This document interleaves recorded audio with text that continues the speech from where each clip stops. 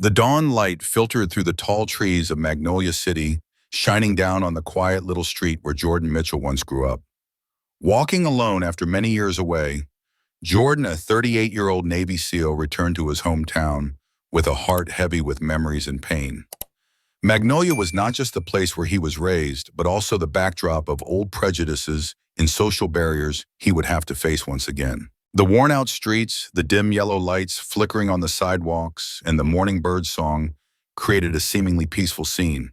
But in Jordan's eyes, everything carried a different color, the color of vigilance, untold stories, and injustices that had silently existed for years. Jordan did not return merely as a soldier who had completed his mission, but carried within him a flame of change determined not to let injustices happen again to himself or his community.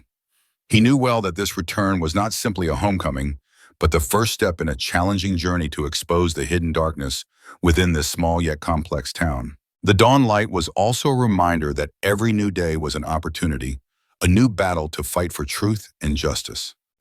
Before diving into the main story, please leave us a comment telling us where you are listening to this story and what time it is now. That will help us understand how far the story has traveled and who it has touched. Now let's begin. The biting cold of a winter night years ago still lingered vividly in Jordan Mitchell's memory. It was a night that changed his family's life forever. His beloved older brother Marcus was on his way home after a late shift when he was stopped by two local police officers. What seemed like a simple event quickly turned into a nightmare. Jordan recalled every detail clearly, every cold glance, every sudden slap, and every insulting word. Marcus just wanted to pass through, didn't do anything wrong. But they looked at him like a threat just because of his skin color, Jordan said, his voice choked with grief and anger. Marcus was dragged against a wall, enduring relentless punches and kicks. His spirit was hurt as much as his body. That pain was not just a wound on the skin, but a scar etched deep in the soul. Jordan's family suddenly fell into a state of unease and fear. His mother often stayed awake at night worrying about her children's safety. We lost faith in justice in those who were supposed to protect us, Jordan shared. The impact of police violence did not stop at an individual level. It spread like an undercurrent, shaking the entire Black community in Magnolia. The local residents lived in constant fear and insecurity facing the security forces. Social psychologists note that police violence causes deep psychological wounds, such as PTSD, depression, and social isolation. Especially for Black families, the pain is not just personal, but a community burden. Jordan once met with a counselor who told him, to heal these wounds, medical support isn't enough. There must be understanding and fairness from society. The story of Marcus and Jordan's family is a mirror reflecting the pain of millions of other Black people. It is a reminder that police violence is not just a legal issue, but a profound human problem requiring attention and action from all sides. Yet those very wounds fueled within Jordan an unceasing desire, a desire to fight so that no one would have to suffer like his brother, and so that justice would no longer be a distant dream. The faint light from a desk lamp in the FBI office in Atlanta shone on Jordan Mitchell's stern face. He sat across from Chief Agent Davis, who was entrusting him with a mission that could change not only Jordan's life, but also the Magnolia community. Jordan, we know about your past, the pain and injustice your family endured. Agent Davis said, his voice warm yet serious. We need you to join a special mission to investigate abuses of power within the local police force, and to do this, you will have to operate undercover. Jordan nodded, his heart stirring with a mix of fear and determination. I understand. This is my chance to fight not just for my family, but for the whole community. However, he also knew that living undercover would place him in the most dangerous position. Jordan had to live two parallel lives, one as an FBI agent enforcing the law, and the other as a homeless person abandoned by society and treated unjustly. In the early days, Jordan had to learn how to disguise himself, change his appearance and behavior to blend into Magnolia's homeless community. He struggled with loneliness and alienation. There were times I stood in the rain shivering, wondering what I was doing, Jordan shared in a conversation with Agent Davis over the phone. Agent Davis advised Jordan, you are not alone. The goal you pursue could save many people. Stay strong in your faith and determination.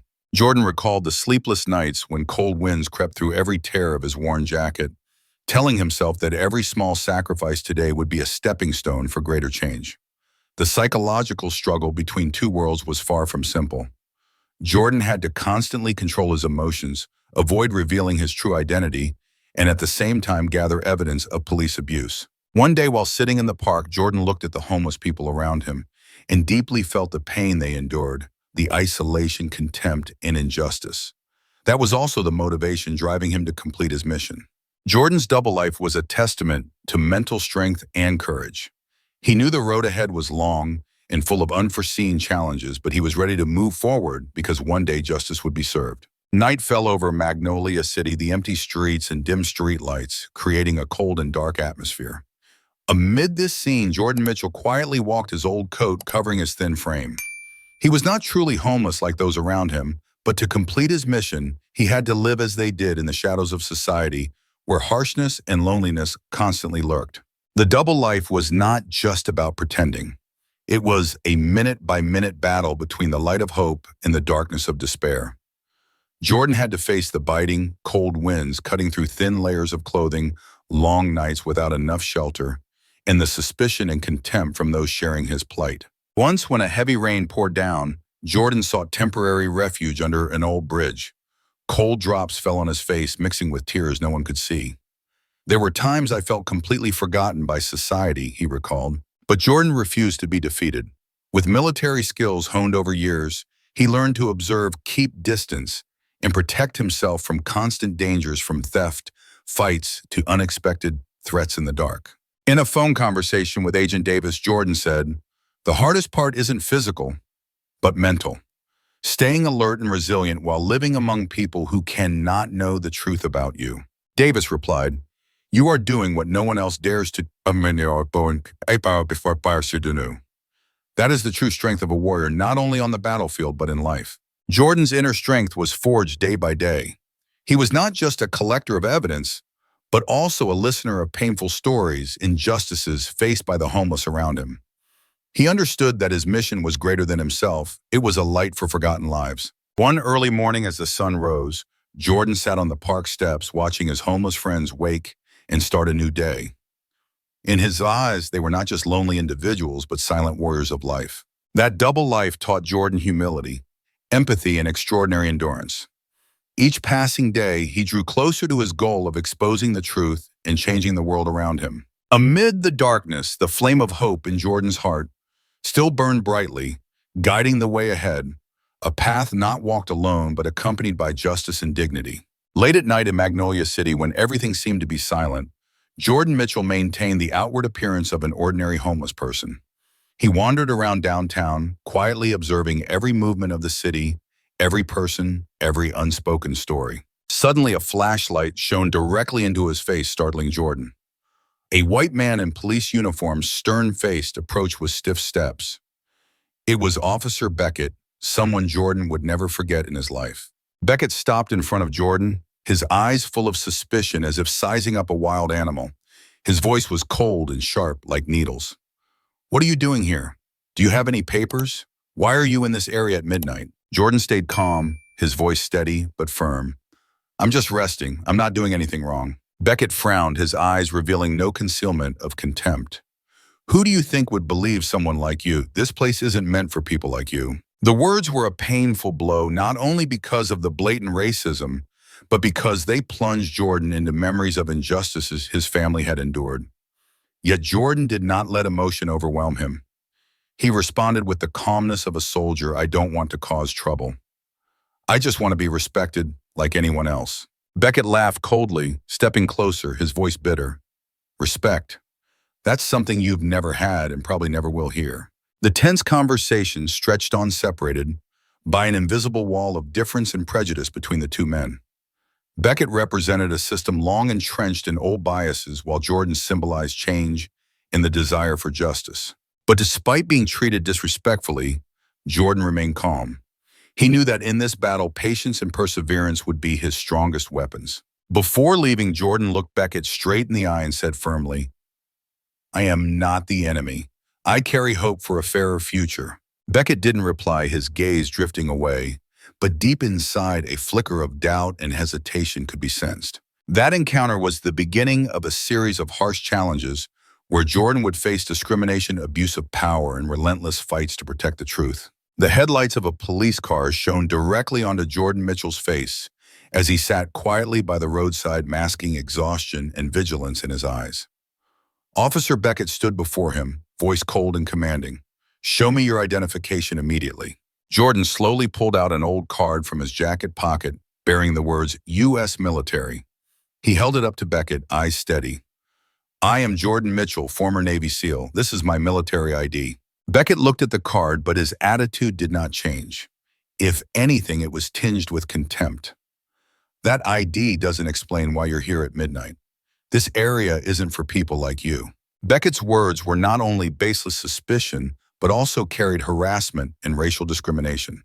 He wielded his authority to impose control, making Jordan the target of unreasonable scrutiny. Jordan did not respond immediately. He kept calm and spoke with a challenging tone. "I am not breaking any laws. I'm just living and surviving like everyone else." Beckett stepped closer, his voice growing harsher. "You think you have equal rights with others? This isn't the place to prove that." Jordan felt the tension rising but refused to be overwhelmed. He knew that resisting with words now wasn't to fight, but to affirm the truth. "I do not ask permission to exist. I only want to be treated fairly."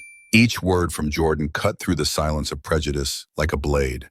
Beckett couldn't reply immediately. He took a step back, seemingly subdued by Jordan's resolve. This scene was more than a simple ID check. It was a vivid manifestation of the racial discrimination deeply rooted in the system where Black people were looked down upon, doubted, and pushed into lowly positions despite being citizens or veterans. A passerby filmed the entire incident on a mobile phone, capturing every word and gesture. This video would become vivid evidence of the pain and injustice that Jordan and many other Black people endure daily. Jordan knew this struggle was just beginning. Perseverance, truth, and courage would be the strength to continue his journey even though the road ahead remained full of thorns. The lights from an additional patrol car illuminated the dark street as a second figure appeared, Officer Jason Reed, Beckett's colleague. He approached with a cold expression and eyes full of conflict. Reed's presence brought no comfort to Jordan. Instead, it thickened the tense atmosphere. Reed stood beside Beckett, looking at Jordan indifferently, offering no words to intervene or ease the situation. Instead, his attitude was a warning that this was an internal battle where loyalty to colleagues mattered more than justice. Beckett turned to Reed and whispered challengingly, "What do you think? Should we just let him be like this?" Reed replied coldly but restrained, "Don't overdo it, Beckett. We need to keep unity. Don't let this become an excuse for chaos." Jordan stood there sensing the pressure weighing on Reed, not just from Beckett, but from the entire police system, where even those sworn to uphold the law were caught in the whirlpool of interests and cover-ups. The dialogue between the two officers was a clear illustration of internal division, where justice was often threatened by unspoken pressures, tangled relationships, and blind loyalty. Reed turned to Jordan, eyes void of any sympathy. "You should know this isn't a place for troublemakers." Jordan answered without fear, "I'm not causing trouble. I just want justice." Reed's ambiguity heightened the tension and underscored the complexity within the police force, where alongside those genuinely committed to doing right, there were still those who chose silence or even aided injustice. Sociological analysis shows this phenomenon is not uncommon in law enforcement agencies across the United States, where police unions and internal relationships form significant barriers to reform and transparency. Jordan knew that confronting such a system required not only perseverance, but also strategy and external support. He stared into the void, his resolve growing firmer. "I will not be alone. The truth will be revealed." And in that moment, amid the darkness of contradiction and injustice, the flame of hope within Jordan still burned brightly, not just for him, but for the Magnolia community awaiting change. The night in Magnolia seemed illuminated by the glow of mobile screens held by local residents. No longer mere bystanders, they began pulling out their phones, recording every tense moment of the confrontation between Jordan Mitchell and Officers Beckett and Reed. The soft clicks of cameras, blended with whispers full of worry and outrage, composing a symphony of injustice captured for the world to see. A middle-aged woman stood by the roadside, her voice trembling as she spoke to a companion. "We have to do something. They can't keep getting away with this unchecked." She quickly hit live stream on social media, spreading the cruel scene to thousands of viewers in seconds. Each view, comment, and share became a collective voice against abuse of power. Despite his difficult circumstances, Jordan felt the invisible strength sent by the community through every gaze fixed on him and through every phone capturing the truth.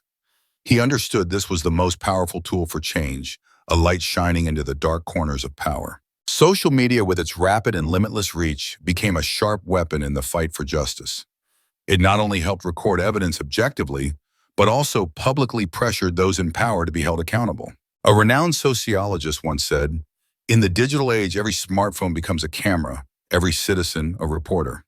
The power of social media is an indispensable weapon for monitoring and controlling power. The incident in Magnolia quickly spread across news sites and social networks, attracting national media attention and human rights organizations. Thousands began signing petitions, organizing peaceful protests to show support and demand change. In a live interview, Jordan spoke with hope.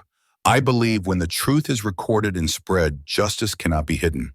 The community has the power to make a difference." Facing pressure and opposition from the police, Jordan knew that the strength of the community and the media were his greatest allies on this journey. Life was no longer moments of silence and endurance, but an anthem of speaking out unity and courage. And in Jordan's heart, faith in justice and the power of truth grew stronger than ever. The patrol car's headlights lit up the area, revealing every detail of the tense confrontation unfolding.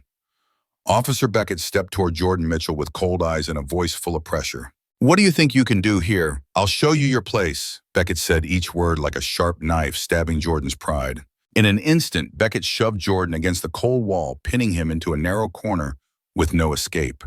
The rough concrete pressed against his skin, and the force of the officers nearly knocked him off balance. The surrounding crowd fell silent, all understanding they were witnessing not just abuse of power, but public humiliation.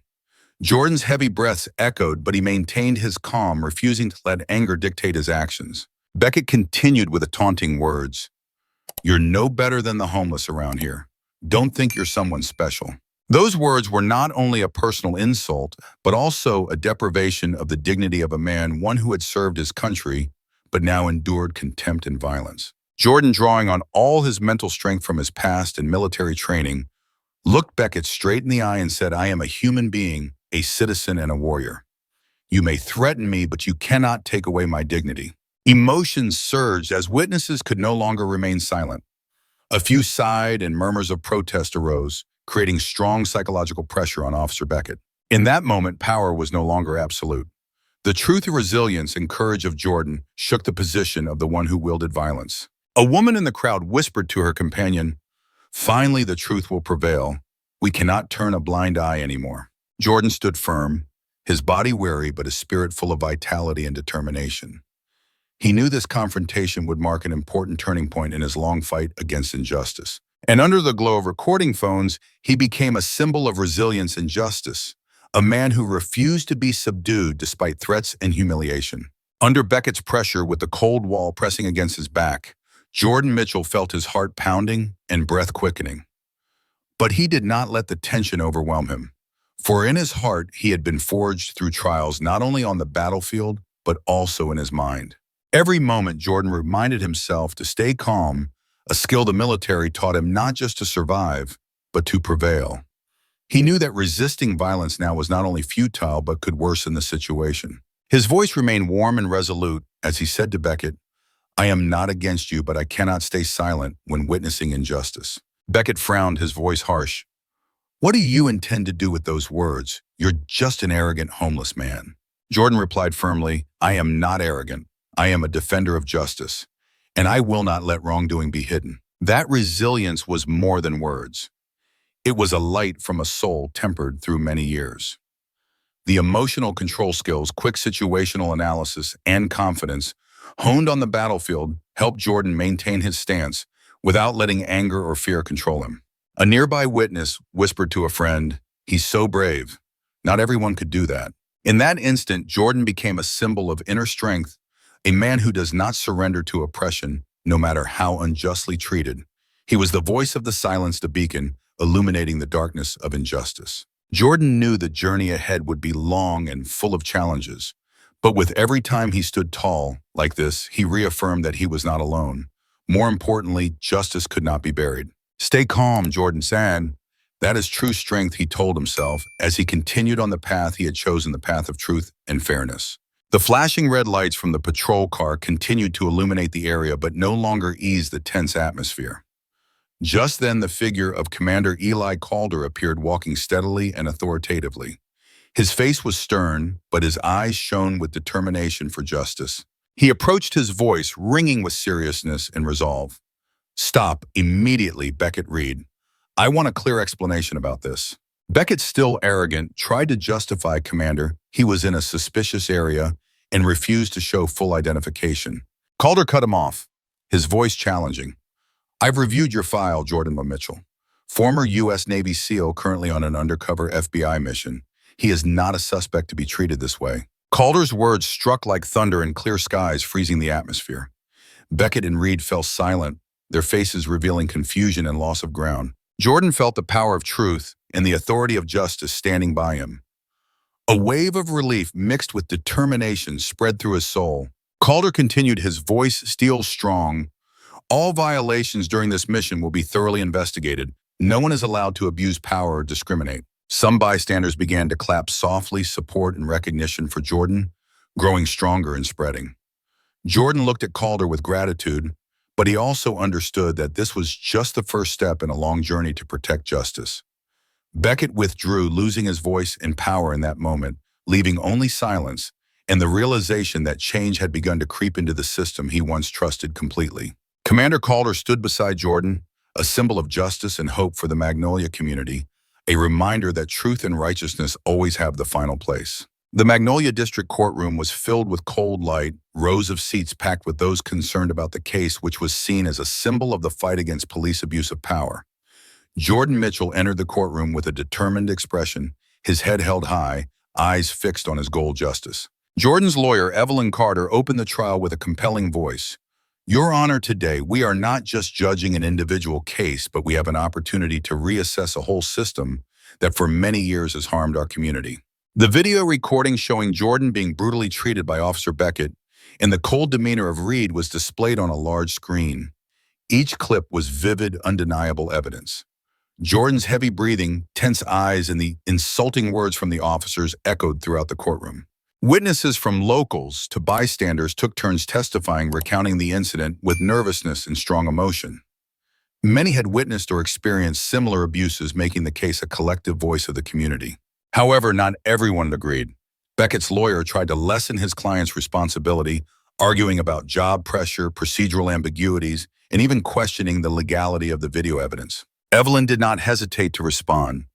"Job pressure is never an excuse to abuse power or violate human dignity. The video evidence is not just a document, but the most truthful testimony." The trial grew tense as social factions from police rights groups to civil rights organizations voiced their opinions. Strong political and public pressure forced judges to carefully consider every detail. Legal analysis showed that charging police officers with abuse of power not only relied on evidence, but also had to overcome barriers protecting professional interests and complex internal regulations. Many similar cases in the past had failed or only achieved limited results. Sitting in the courtroom, Jordan felt each moment grow heavier, but his spirit remained strong. He knew justice did not always come swiftly, but every step today was a big advance. The trial was not only Jordan's fight, but a symbol of a long struggle, demanding perseverance, convincing evidence, and social unity. When the trial ended, the eyes of those present still held hope for a fairer future where power was controlled and truth protected. Amid the heavy atmosphere of the trial, a new wave was rising throughout Magnolia City and spreading nationwide. Jordan Mitchell's story was no longer an isolated event, but had become a symbol of the movement against police abuse and racial discrimination. From local community groups to national civil rights organizations, voices supporting Jordan rose strongly. Peaceful protests with thousands of participants took place on the streets, carrying banners calling for justice, equality, and transparency. Sarah Johnson, a veteran social activist, spoke before the crowd. "Jordan's story is all of our story. It reminds us that silence is complicity, and we must speak out to end these injustices." This movement quickly attracted attention on social media, where the hashtag #JusticeForJordan spread like a sacred flame, connecting millions worldwide. People shared videos, recounted the story, and engaged in lively discussions about necessary police reforms. Compared to Black Lives Matter, a movement that changed social awareness about racial discrimination and police violence, the support movement for Jordan continued to affirm the power of unity and inspire those seeking justice. Marcus, a young protester, shared, "This movement taught me that one person cannot change the world, but a whole community together can." Sociological analysis shows community consensus is the key to creating sustainable change. When everyone aims for a common goal, collective strength can overcome political, economic, and cultural barriers. Social organizations also play an important role in providing legal support, raising awareness, and promoting dialogue between communities and police forces. In an interview, Jordan spoke with deep emotion, "I am not alone on this path. The support of the community is the greatest motivation, helping me continue the fight for justice." Unity media and speaking out are not only powerful tools, but also the mission of every individual in society when facing injustice. From these small sparks, a blazing fire of change can ignite. The Magnolia City meeting room lit up brilliantly one late afternoon, where voices of change and conservatism clashed fiercely.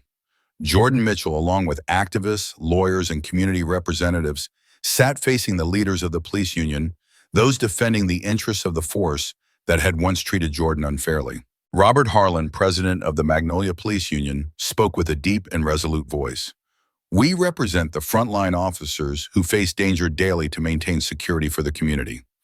Any reforms must be carefully considered so as not to weaken the effectiveness of the force." His words stood as a wall against the reform proposals Jordan and the community sought. The police union was a powerful force capable of political lobbying and applying pressure to protect its members' rights. Jordan did not hesitate to respond. "We do not want to undermine anyone. We only want transparency and fairness. Power cannot stand outside control, or it will lead to abuses like those we have witnessed."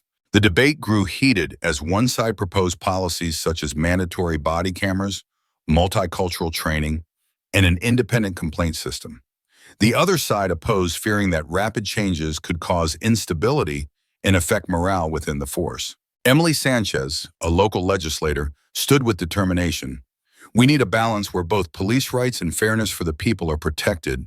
That can only be achieved through real dialogue and consensus from all parties."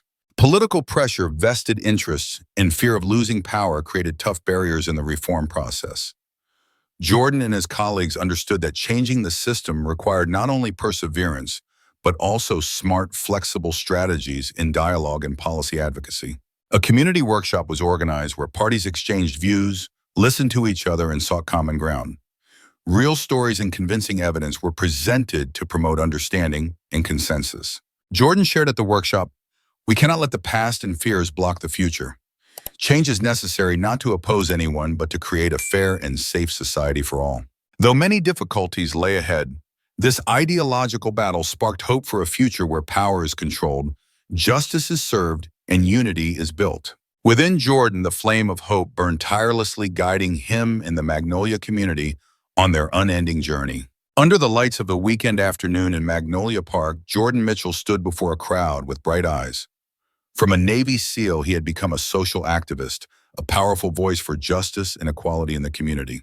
"My journey is not just a personal story," Jordan said with strength and emotion.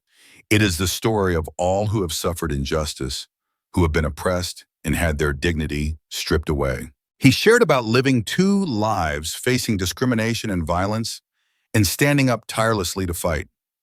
Jordan emphasized the importance of speaking out, unity, and the community's power to create change. A young woman in the crowd, eyes shining, asked Jordan, "You have inspired us. How can we help and join you in changing the world?" Jordan smiled warmly. "Start by not staying silent. Speak out when you witness injustice, act to protect the vulnerable. And most importantly, believe that each of us has the power to make a difference." Applause erupted as a shared commitment, affirming the strength of unity and determination. Jordan skillfully reminded the audience, "If this story touches your heart, subscribe to our channel so we can spread stories with the power to change society together." He paused, his eyes meeting each listener's, then concluded with a shocking but sincere statement, "Silence today is complicity tomorrow." That message was not just a warning, but a flame urging each of us to rise, speak out, and act. The struggle for justice has never been easy, but it is we united in strength who will write the story of fairness for generations to come.